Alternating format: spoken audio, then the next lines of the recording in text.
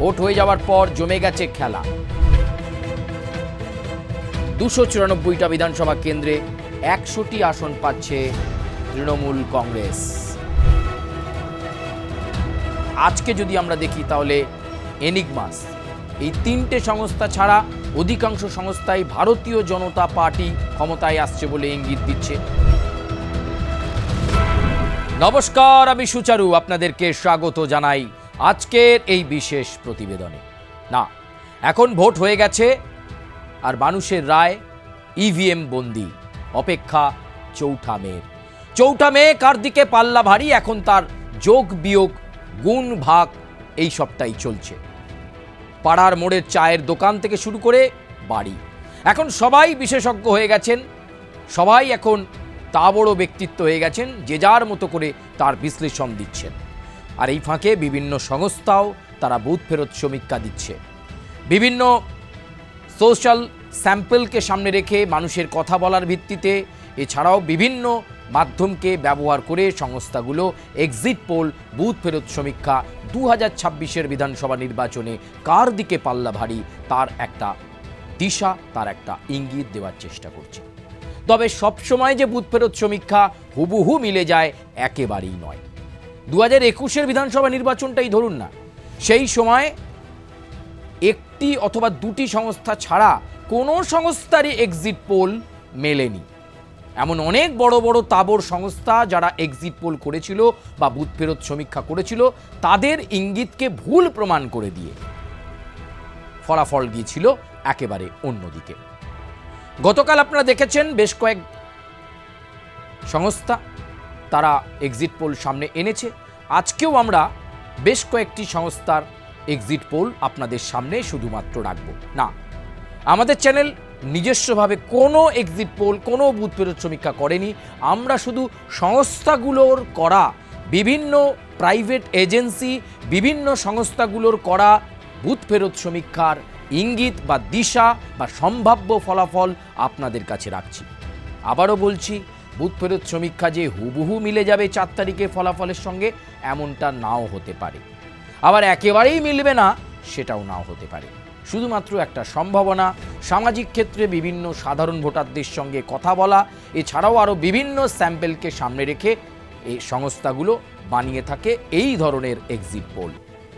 আজকে exit poll part 2-তে, exit poll part 2 বঙ্গযুদ্ধ 2026 আপনাদেরকে স্বাগত জানাই। চলুন এক্সিট পোলের দিকে নজর রাখবো, কথা বাড়াবো না। প্রথমেই যে সংস্থার এক্সিট পোলের দিকে আমরা নজর রাখবো, আপনারা খুব ভালোভাবে নজর করবেন, এই কথা বলবো। আপনারা আগে নজর দিন ফলাফল কি হতে পারে এই মুহূর্তে। আপনারা প্লেটের দিকে নজর দিন এবং অত্যন্ত নিবিড়ভাবে এই প্লেটের দিকে আপনারা নজর দিন, এ কথাই বলবো।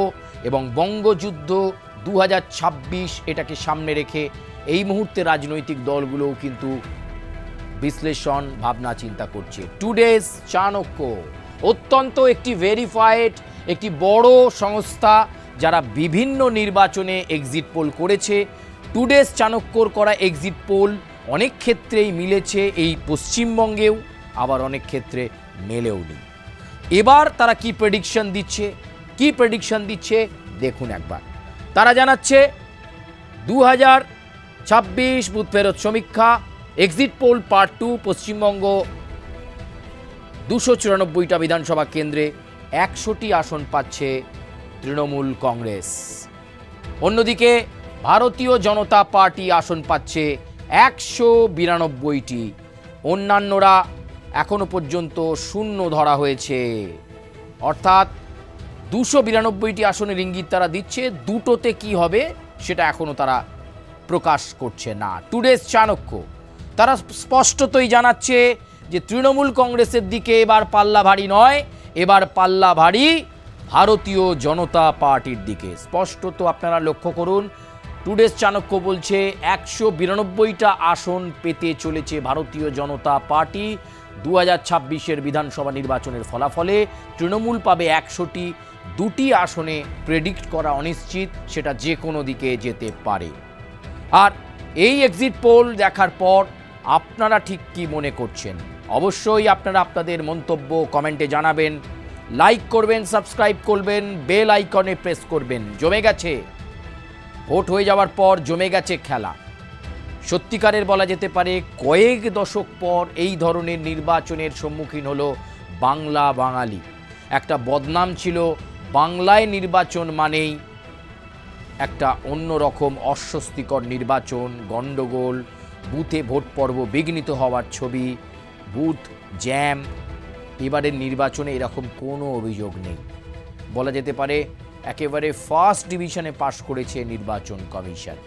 আর সেখানে সাধারণ মানুষ নির্ভয়ে তারা ভোট দিয়েছেন। ভোট শতাংশ গিয়ে পৌঁছেছে 92, 93, 94, কোনো বুথে আবার 96% ভোট পড়েছে। অতীতের সমস্ত নির্বাচনের ভোট শতাংশকে একেবারে মুছে দিয়ে নতুন রেকর্ড 2026-এর বিধানসভা নির্বাচন। টুডেস চাণক্য কিন্তু বলছে বাংলায় পরিবর্তন আসছে, ভারতীয় জনতা পার্টি ক্ষমতায় আসছে, 192টা আসন নিয়ে বিরোধিতায় চলে যাচ্ছে তৃণমূল কংগ্রেস 100টি আসন নিয়ে। 2টি আসনে অনিশ্চিত, ফলাফল নিশ্চিত করা যাচ্ছে না। পরবর্তী সংস্থা কি বলছে চলুন আমরা একটু নজর রাখবো। একটু নজর রাখুন, এটাই কিন্তু আবার যদি আপনারা নজর রাখেন ঠিক টুডেস চাণক্যর একেবারে উল্টো ফলাফল বলতে পারেন। উল্টো ফলাফল টুডেস চাণক্য যেভাবে রেখেছিল এখানটায় একেবারে অন্যরকম ফলাফল আপনারা নিশ্চয়ই নির্ভীক এবং স্বাধীনভাবে এই সংস্থাও কিন্তু তারা তাদের মতো করেছে। এনিগমাস আরেকটি বিখ্যাত সংস্থা যারা এই ধরনের এক্সিট পোল বা বুথ ফেরত সমীক্ষা করে থাকে, তাদের মার্কেট সার্ভে তারা একেবারে আপনাদের সামনে সেই মার্কেট সার্ভে রেখেছে। আমি পার্থদাকে বলবো স্ক্রিনে একেবারে ফলাফলের দিকে, সম্ভাব্য ফলাফলের দিকে যেটা ইঙ্গিত করছে এনিগমাস আপনারা দেখুন। তারা বলছে তৃণমূল কংগ্রেস চতুর্থবারের জন্য ক্ষমতায় আসতে চলেছে 222খানা আসন নিয়ে। 222টা আসন নিয়ে তৃণমূল কংগ্রেস চতুর্থবারের জন্য রাজ্যে সরকার গঠন করতে চলেছে। এনিগমাসের বুথ ফেরত সমীক্ষা এমনটাই বলছে।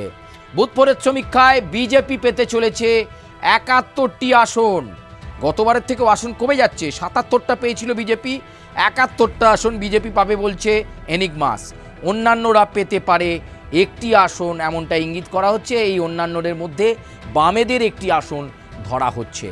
আপনারা বুথ ফেরত সমীক্ষা দেখছেন। এনিগমাস তারা বলছে তৃণমূল কংগ্রেস 222টা আসন নিয়ে চতুর্থবারের জন্য ক্ষমতায় আসতে চলেছে এবং 71টা আসন নিয়ে আবারও 2026-এর বিধানসভা নির্বাচনে বিরোধী আসনে বসতে চলেছে ভারতীয় জনতা পার্টি। নিবিড়ভাবে দুটি সংস্থা, দুরকম এক্সিট পোল। যেখানে টুডেস চাণক্য বলছে বিজেপি পাবে 192, তৃণমূল পাবে 100, সেখানে এনিগমাস বলছে তৃণমূল পাবে 222, বিজেপি পাবে 71, অন্যান্যরা একটি। বিভিন্ন এক্সিট পোল এবং আজকের এক্সিট পোলের পার্ট 2 আপনাদের সামনে তুলে ধরলাম। তারা তাদের মতো করে বিশ্লেষণ রাখছেন এবং বিভিন্ন ক্ষেত্রে গতবার আমরা যেমন দেখেছিলাম গতকালের যে এক্সিট পোলে, সেখানে পিপলস এবং তার সঙ্গে জনমত, এবং আজকে যদি আমরা দেখি তাহলে এনিগমাস, এই তিনটে সংস্থা ছাড়া অধিকাংশ সংস্থাই ভারতীয় জনতা পার্টি ক্ষমতায় আসছে বলে ইঙ্গিত দিচ্ছে। এই তিনটি সংস্থাই একমাত্র বলছে যে এবার আবারও রাজ্যে তৃণমূল কংগ্রেসের একেবারে বাজিমাত। আপনারা ঠিক কী বলছেন? আপনারা নিঃসন্দেহে আপনাদের স্বাধীন মতামত জানান আমাদের কমেন্ট বক্সে। আপনি কি মনে করছেন এবারে পরিবর্তন নাকি প্রত্যাবর্তন? বাঙালি ঠিক কী করে এসেছে ইভিএমে? বাঙালি এবার কোন সেন্টিমেন্টে জোর দিয়েছে? লম্বা যে লাইন, এই স্বতঃস্ফূর্ততা কিসের ইঙ্গিত? এসআইআরে বাঙালি কোন দিকে ঝুঁকলো? সমস্ত মতামত জানান, লাইক, কমেন্ট, শেয়ার করুন, সাবস্ক্রাইব করুন এবং আমরা কৃতজ্ঞ আপনারা মিলিয়ন ভিউয়ার্স দিয়েছেন, মিলিয়ন সাবস্ক্রাইবার দিয়েছেন আমাদেরকে। আশা করি বাংলা বাঙালির বিশ্বস্ত চ্যানেল হিসাবে আমরাও আপনাদের মনে জায়গা করে নেব। আবার বলছি, আমাদের প্ল্যাটফর্ম, আমাদের চ্যানেল নিজস্ব কোনো সমীক্ষা করেনি। আমরা বিভিন্ন সংস্থার সমীক্ষা আপনাদের সামনে রাখলাম শুধুমাত্র ইঙ্গিত এবং দিশা হিসাবে। এখনকার মতো এ পর্যন্তই। দেখা হচ্ছে আবার অন্য কোনো প্রতিবেদন নিয়ে।